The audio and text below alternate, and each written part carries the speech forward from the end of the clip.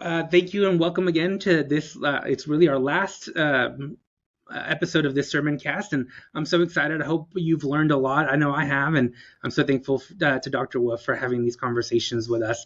So, welcome back. Thank you.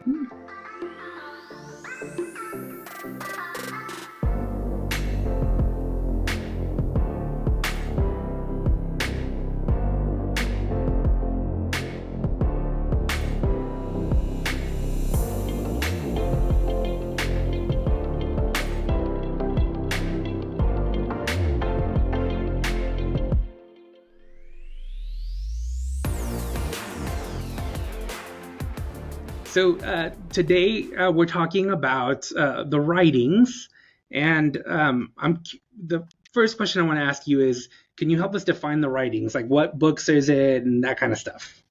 The writings is everything else. Yeah. It's not in the Torah or the prophets or the historical books, as you divided the prophets into that. So the writings is everything else. It's Psalms, Proverbs, Ecclesiastes, Song of Songs, Ruth, Esther. It includes Daniel. Daniel often gets mixed up with the prophets, but Daniel is part of the writings. Also Chronicles, which is a prettied up version of Samuel and Kings. Yeah. No David and Bathsheba Uriah episode in Chronicles. Yeah. I feel like Chronicles is another retelling of the Kings. Yeah. Propaganda. Yeah, fair. Yeah. That's a good way to put it. So these are all very different books. So what would you say the writings are about? Oh gosh, it's hard to summarize because it is a catch-all category. So we have these prayers in the Psalms. We have love poems, really juicy, steamy love poems in the Song of Songs. We have short stories, Ruth and Esther, and Daniel has some apocalyptic material. Chronicles, as I called it, propaganda. So there's a lot of different stuff. Ecclesiastes, Job.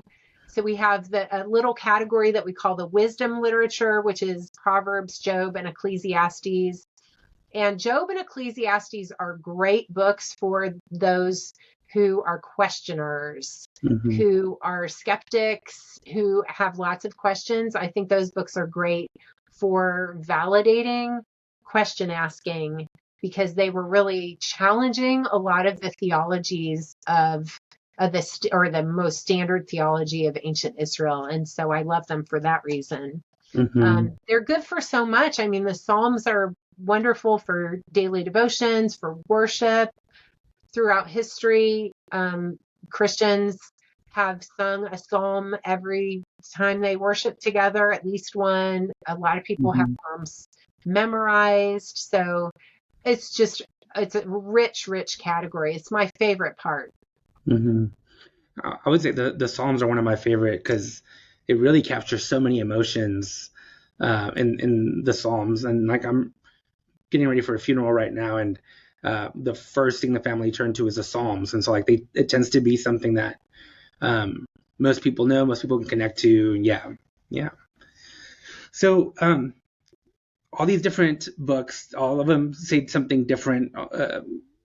Why do these matter? I mean, if there's just a catch-all, could we have done without them? I would be very sad if we were without them. To me, I really rely on these books in the writings because they allow us to have different ideas about God and about the faith community. And the fact that those different ideas got canonized is so powerful to me. So for instance, in especially Deuteronomy, Joshua, Judges, Samuel, Kings, you get this theological idea that we call retribution theology, the idea that the wicked are punished and the righteous are rewarded by God in this life. And I think we can all look around and see problems with that, because we can see completely innocent people who it appears are they are clearly suffering, and it appears that maybe God is tormenting them, if God is all powerful, right? And we can see wicked people who seem to be prospering. I'm just practically quoting Ecclesiastes right now, who says, I have seen the righteous are treated according to the acts of the wicked, and the wicked are treated according to the acts of the righteous. And this is absurd. Well, Kohelet, the author of Ecclesiastes, is really taking on that theology of retribution and challenging it. So important, I think, just so important. Yeah, yeah. Well, is there a favorite story that you have in this section? And I'm gonna add something to it. What do you think that story can teach us about who God is? Right. Okay. Well, um, I know I'm just supposed to pick one, but I'll give a shout out to Song of Songs. If you haven't read Song of Songs, you got to read it. Steamy, juicy love poetry, so beautiful. And for Christians who think that some kind of Victorian purity morality is embedded in the Bible, think again. Yeah. Okay, but the one I'm going to pick actually is Ruth, another 4-chapter book. It's very fast.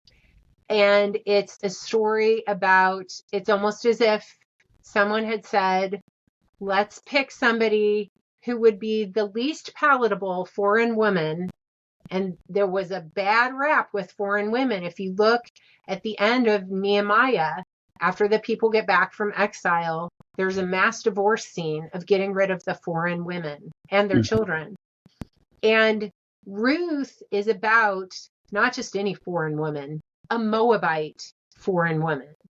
And the story shows her to be, she has essentially a conversion in the beginning where she says, your people will be my people and your land will be my land and your God will be my God. It's like a conversion scene. And then she goes to great lengths to take care of what have become her people, her mother-in-law. Little sketchy scene on the threshing floor, which might be funny. It might be really sad. Yeah. You know, maybe she's selling herself out to this guy Boaz. And but the fact that ancient Israel had this story that extols not just any foreign woman, but a Moabite foreign woman, and then she's listed in the genealogy of King David at the end of the book. I feel like that was for us, or that is for us, an illustration of an ancient dialogue on the topic of foreigners and especially foreign women. So that in Nehemiah, we see the perspective that says, oh boy, we got to be really careful with these foreign women. They are so dangerous. We need to get rid of them all. And in Ezra, I can imagine somebody in the back of the crowd listening to the priest say, we need to have this mass divorce, saying, hey, I have a story of a foreign woman. Why did you listen to my story? Her name is Ruth. And it's a very folksy tale. The names are really meaningful. So Ruth means friendship or overflowing kindness or saturated, something like that. My cup runneth over, I like to call her. And Naomi means pleasant, but in part of the book, she changes her name to bitter because she is. And then the sons at the beginning, Naomi and Elimelech, Naomi's husband, his name means my God is king. So he's the most pious of all. And their sons were named Machlon and Chilion, which mean sickness and disease and annihilation. So we're not too surprised when they die in the very beginning of the book. So there's this folksy aspect to it, but it's also just such a serious story about survival, the vulnerability of widows and of foreigners. And I think there's a lot of that applies to us today. Yeah, yeah, absolutely. So I'm glad you said Ruth because this is actually my favorite book, Oh, and I didn't know that. So maybe it's your fault that I love Ruth so much. But I want to ask you about some really quick connections of why I think it's important to read the Old Testament over and over again. So the Moabites are descendants of Lot, right? Which that's a whole fishy story as well. But Lot and Abraham like were together and traveled together, and so one of the things that I find interesting, like when we talk about the Moabites and those people, there was really like a family connection way back then, right? So there's like some family drama here. Um, so Abraham and Lot eventually split up. Um, can you tell us a little bit about that?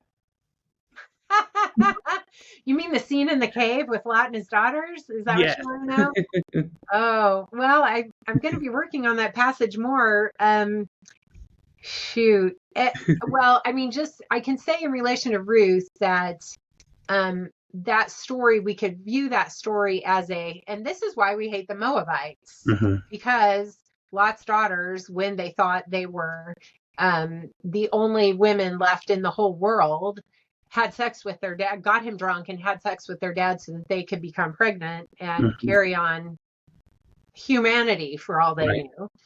And I think, that may have been a story about, and this is why we hate the Moabites so much.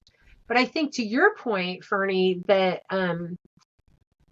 the issue is that often when we see a biblical story that says, and we don't like those people, the thing we have to keep in mind is whether those people is also us. Mm.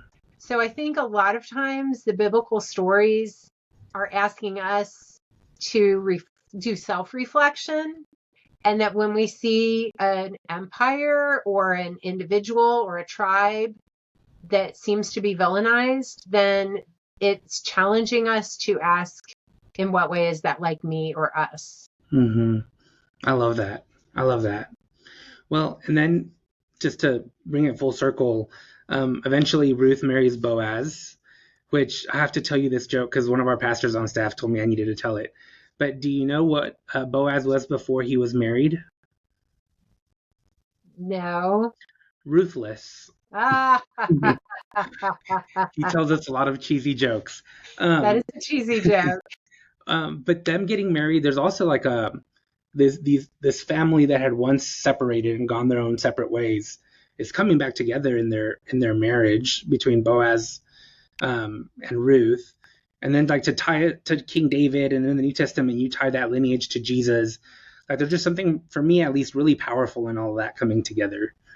Yeah. Well, I mean, if I always teach my students Matthew's genealogy and to find the 5 women who were there Mm-hmm. and to learn their stories, because I think that Matthew has a lot to say about what kind of story, or that gospel writer has a lot to say about what kind of story they're going to tell based Mm-hmm. on including these 5 women in the Mm-hmm. genealogy, which lean toward being women who are foreigners and who have some kind of sketchy sexual past Mm-hmm. also. Yeah. It's really fascinating. And so that tradition of pointing the finger, that looking at that finger that's pointing at the foreigner and pointing it back at ourselves, continues. Yeah. Yeah. I love that. Well, thank you very much. These conversations have been awesome. I've loved them all. I don't know if you want to give a quick shout out to OCU. I know OCU has space for more students all the time, and it's my favorite place. I still love going to visit every time I'm there. Yeah, I'd love to give a shout out, especially to Oklahoma City University, Wimberley School of Religion. We have some great scholarship opportunities, especially for United Methodists, but also for non-United Methodists. For our undergraduate religion program, we have a partnership with St. Paul School of Theology. We have a partnership with our nonprofit leadership program on campus. Our students get jobs like crazy. They are very successful. They also get great scholarships to graduate school and seminary. Mm-hmm. And we'd love to talk to anyone who's interested in coming here. Awesome. Yeah. I second everything you said. Yeah. Well, again, thank you very much. This has been awesome. It makes me miss being in class with you now. Well, come back anytime, Fernie. I will. Yeah. Well, thank you so much. Okay, thank you. Bye. Bye.